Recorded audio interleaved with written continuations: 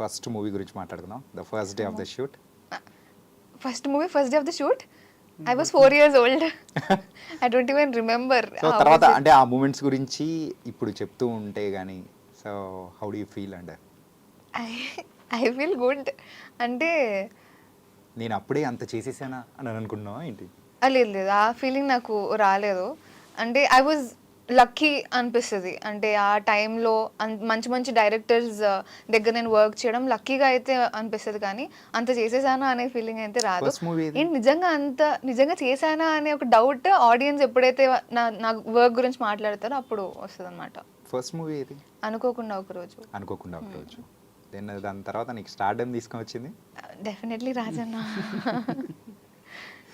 So Rajanna చేస్తున్న టైంలో నీ ఏజ్ ఎంత? 6th standard, 11 years. అప్పుడు అంటే అప్పుడు చేస్తున్నది ఏమన్నా గుర్తుందా? అంటే గుర్తుంది అంటే నాకు ఆ టీంతో ఏదైతే ఫన్ మేము చేసామో, లైక్ చాలా అంటే చిన్నపిల్లని కాబట్టి ఆ బుజ్జగించడాలు లేకపోతే చాక్లెట్లు ఇవ్వడాలు ఇవన్నీ చాలా ప్రిటీ కామన్ చైల్డ్ యాక్టర్స్కి. సో ఇట్లాంటి చిన్న చిన్న మూమెంట్స్ గుర్తున్నాయి. అండ్ అరకులో మేము చిల్ అయినవి ఇవన్నీ అలా గుర్తున్నాయి. కానీ నాగార్జున గారితో మాత్రం కాంబినేషన్ సీన్స్ అయితే లేవు, తక్కువ. ఇంకా తర్వాత మీరు లాస్ట్ చేసిన మూవీ నిందా విత్ వరుణ్ సందేశ్ గారు. So how it went well? That was nice. అంటే ఒక అన్ఎక్స్పెక్టెడ్ క్యారెక్టర్ నాకు వచ్చింది. చాలా మంది ఏంటి అంటే ఐ లుక్ ఇన్నసెంట్ అనే దాంట్లో ఓన్లీ పర్టికులర్ రోల్స్కి అప్రోచ్ అవుతూ ఉంటారు. అండ్ కొన్నిసార్లు భయం కూడా వేస్తుంది, ఓకే ఇట్లాంటి రోల్స్ చేస్తుందేమో అమ్మాయి, ఇంకేమి చేయదేమో అన్నట్టు ఒక ఎగ్జంప్షన్కి ఒక కంక్లూజన్కి వెళ్ళిపోతారేమో డైరెక్టర్స్ అని కూడా అనిపిస్తుంది. So out of the box నేను కొంచెం పాజిటివ్ క్యారెక్టర్సే కాకుండా కొంచెం నెగిటివిటీ షేడ్ కూడా చేయగలుగుతుంది అమ్మాయి అని నమ్మింది రాజేష్ గారు, నిందా డైరెక్టర్. సో నాకు ఆ క్యారెక్టర్ చెప్పినప్పుడే I was pretty happy to do it. And theatrical wise అంతగా జనాల్లోకి వెళ్ళకపోయినా ఓటీటీలో I think it worked well. And appreciations అయితే దానికి కూడా చాలానే వచ్చాయి. కానీ నువ్వు చేసిన మూవీస్లలో నీకు బాగా నచ్చిన మూవీ? నచ్చిన మూవీ అంటే అంటే మేబీ బికాజ్ నేను too much of time spend చేసింది రాజన్న సెట్స్లోనే. అండ్ దానివల్ల అండ్ క్యారెక్టర్ ఇంపార్టెన్స్ కూడా దాంట్లో చాలా ఎక్కువనే ఉంటుంది. సో అది ఇష్టం. లూజర్ సిరీస్ కూడా చాలా ఇష్టం.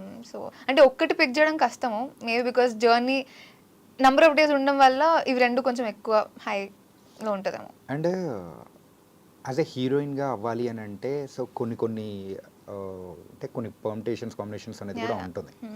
సో అలా నువ్వెప్పుడు అంటే నీకు నువ్వు అనుకున్న సందర్భాలు ఏదన్నా ఉందా? So I have to go like this photoshoots కానీ నాలో ఉన్న డిఫరెంట్ యాంగిల్ అనేది కూడా సో మేకర్స్కి అనేది కూడా కనిపించేలా చూడాలి అని చెప్పేసి only not only the performance అని ఎప్పుడైనా అనుకున్నావా?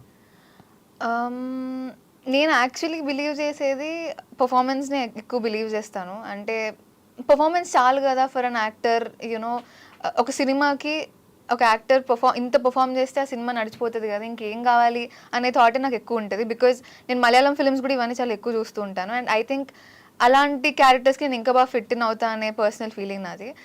కమర్షియల్ ఫిల్మ్స్కి వచ్చేసరికి ఏంటి అంటే లైక్ ఇలాంటి పర్టిక్యులర్ హైట్, బికాజ్ నేను చాలా ఆడిషన్స్కి వెళ్తే హైట్ గురించి కామెంట్ చేసిన వాళ్ళు ఉన్నారు. అండ్ పర్టిక్యులర్ ఓన్లీ ఇలాంటి స్ట్రక్చరే ఉండాలి అని చెప్పిన వాళ్ళు కూడా ఉన్నారు.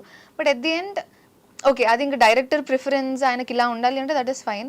కానీ నీకు వాళ్ళు ఎలా చెప్తారు అంటే నీకు ముందు ఏదైనా ఫిల్మ్స్ రావాలి అన్నా you should only be like this, performance అనేది సెకండరీ అమ్మ అనేది కొంతమంది మాట్లాడతారు. But it was never like that to me. I still believe నీకు నువ్వు ఇఫ్ యూఆర్ అ పర్ఫార్మర్ నీకు కరెక్ట్ స్టోరీస్ నీ వేకి వస్తుంది. టైం పట్టొచ్చు కానీ you will definitely do good scripts అని అయితే నేను బిలీవ్ చేస్తాను. ఓకే, యాజ్ ఎ పర్ఫార్మర్గా అనిపించుకోవడం ఇష్టమా లేకపోతే హీరోయిన్గా అనిపించుకోవడం? Performer, definitely performer. ఖచ్చితంగా. నాకు హీరోయిన్ అనే పేరు నచ్చదు. I can't take it. Celebrity అన్నా హీరోయిన్ అన్నా I can't take it. Okay, already your a celebrity from your childhood. I don't know but I can't take that word. Bro, నువ్వు celebrity అంటే ఇష్టపడతా, హీరో అంటే ఇష్టపడతా? హీరో, సెలబ్రిటీ రెండు ఒకటే. కొంచెం యాక్టర్. ఓకే, సో ఇంతకు నీ జర్నీ అనేది ఎప్పుడు మొదలైంది విత్ చాయ్ బిస్కెట్? 2020లో లాక్డౌన్, ఫస్ట్ లాక్డౌన్ అయిపోయింది.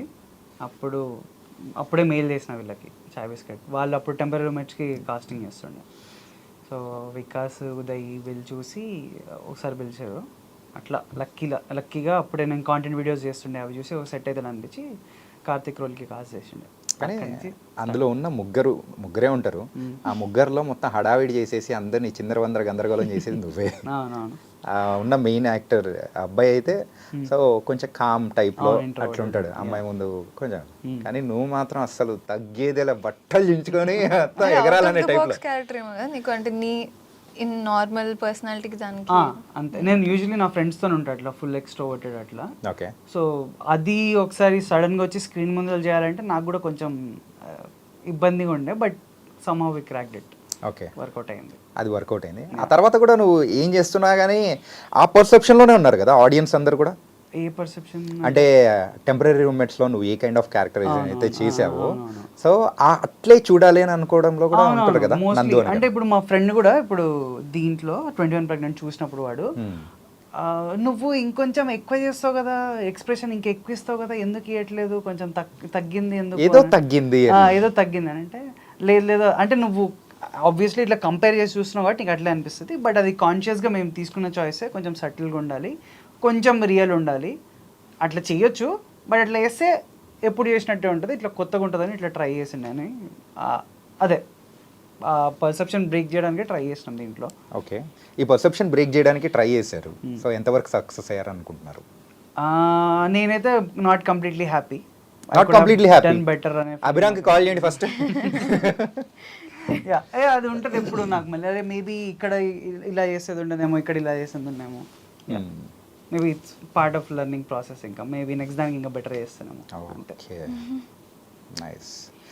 అండ్ సో ఇదే ఇండస్ట్రీలో ఉన్నావు. So coming to your parents, మెయిన్గా ఇండస్ట్రీలో ఇదే ఉన్నప్పుడు సో వాళ్ళు కూడా నిన్ను ఒక పర్ఫార్మర్ గారిని చూడాలనుకుంటున్నారా లేకపోతే ఎలా? అంటే స్టార్టింగ్లో డాడీకి ఉండింది లైక్, అంటే ఏదైనా హయ్యర్ స్టడీస్కి వెళ్ళి తర్వాత ఇఫ్ నాట్ సినిమా యూనో ఇంకొకటి బ్యాకప్ ప్లాన్గా ఉంటే బెటర్ కదా అన్నట్టు. దాని తర్వాత కొన్ని మాట్లాడి అదంతా అయింది, అంటే రిలేటివ్స్తో కూడా ఇదంతా మాట్లాడి, ఇది కామన్ ఇంకా చాలా, అదంతా మాట్లాడిన తర్వాత ఇప్పుడు వాళ్ళు ఏంటి అంటే దే ఆర్ ఫుల్ సపోర్టివ్. సరే ఇంకా తిని ఫిక్స్ అయింది, ఏదన్నా ఎంటర్టైన్మెంట్ ఫీల్డ్లోనే ఉంటుంది, ఫిలిమ్స్కి అంకితం అని చెప్పేసి వాళ్ళకి అర్థమైంది. కొన్నిసార్లు అలాంటి కాన్వర్జన్స్ వస్తాయి మధ్యలో, వాళ్ళకి కోపం వచ్చినా ఏదొచ్చినా ఇంకెన్ని రోజులు. ఇండస్ట్రీలో ఏంటంటే దిస్ వెయిటింగ్ పీరియడే కొంచెం వస్తే ఇంకా ఆగడం అనేది ఉండదు. ఎప్పుడు వస్తుందా అనే ప్రాసెస్ కోసం మనం అంత వెయిట్ చేయాలి కదా, అదొక్కటి కొంచెం ఇబ్బందిగా ఉంటుంది యాజ్ పేరెంట్స్. ఇక నాకేంటి అంటే ఇది అలవాటు అయిపోయింది, ఇది ఈ వెయిటింగ్ పీరియడ్ ఏదైతే ఉందో, మనం ఏదైనా మంచి కోసమే కదా వెయిట్ చేస్తున్నాము, మంచి ప్రాజెక్ట్ కోసమే. So I think it will be worth wait అనిపిస్తుంటుంది. సో సపోర్ట్ అయితే ఉంది ఫ్రమ్ పేరెంట్స్ సో మచ్. కానీ మన యూజువల్గా తెలుగు పేరెంట్స్ కానీ సో చుట్టుపక్కల ఉన్న బంధువుల విషయానికి వచ్చేటప్పటికి మాత్రం అబ్బాయి వెళ్తున్నా అమ్మాయి వెళ్తున్నా కామన్గా పక్క నుంచి పొడిచే వాళ్ళు ఒకరు ఉంటారు. అలా ప్రతి ఒక్కరి లైఫ్లో ఖచ్చితంగా జరిగే ఉంటుంది. సో మీ లైఫ్లో ఎవరు అనుకుంటున్నారు, జరిగిందా అలా? కామన్గా ఉంటే లైక్ రిలేటివ్స్ కానివ్వండి, లేకపోతే అంటే వాళ్ళ కన్సర్న్ ఏముంటుంది అంటే మెయిన్ కన్సర్న్ అంటే అమ్మాయిగా అయితే ఇండస్ట్రీ కరెక్ట్ కాదేమో అనేది ఫస్ట్ పాయింట్ తెస్తారు.